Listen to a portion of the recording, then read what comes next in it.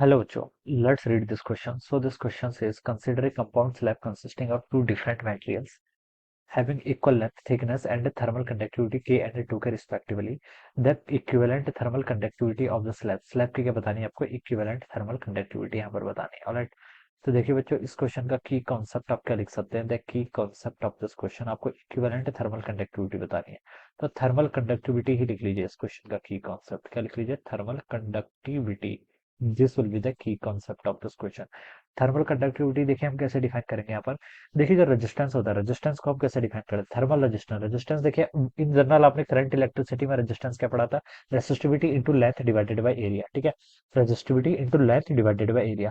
वहां पर रेजिस्टिविटी होती थी. रेजिस्टिविटी का उल्टा क्या होता है आपका? कंडक्टिविटी. तो कंडक्टिविटी को हम यहाँ पर थर्मल कंडक्टिविटी से रिप्रेजेंट करेंगे 1/k L है. ठीक है, तो रेजिस्टेंस का जो आपका फॉर्मूला आएगा वो किसके इक्वल आएगा? L divided by K. ठीक है, ऐसे इसको आप याद करेंगे. ऐसे आप देखिए, जहां पर भी आपको कंफ्यूजन होता है आप क्या कर लीजिए, करंट इलेक्ट्रिसिटी से इसकी एनालॉजी करिए. ठीक है, जो प्रोसीजर वहां होता था सेम प्रोसीजर आपका यहाँ पर भी होगा. ठीक है, अब क्वेश्चन बोल रखा है कि देखिए एक कंपाउंड स्लैब है consisting of two different material having equal length. Material different है यानी कि थर्मल कंडक्टिविटी दोनों की डिफरेंट होगी. ठीक है, थिकनेस एंड थर्मल कंडक्टिविटी के एंड टू के respectively. The equivalent thermal.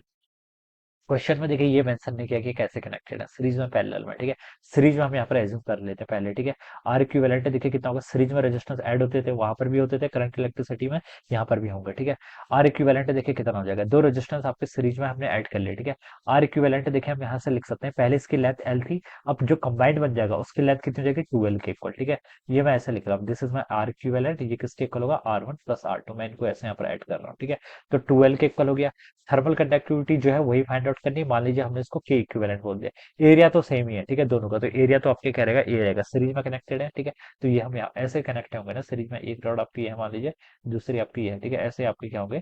Series में आपने क्या कर लिया? ऐसे कनेक्ट कर लिया. ठीक है, तो लेंथ इसकी कितनी रहेगी? टोटल 12 हो जाएगी. एरिया ऑफ क्रॉस सेक्शन तो ये तो अभी भी ए रहेगा. ठीक है, तो वही सब बता रहा हूँ मैं. और इसका के इक्विवेलेंट आप के इक्विवेलेंट से रिप्रेजेंट कर दिया पूरे का. ठीक है, ये हो जाएगा.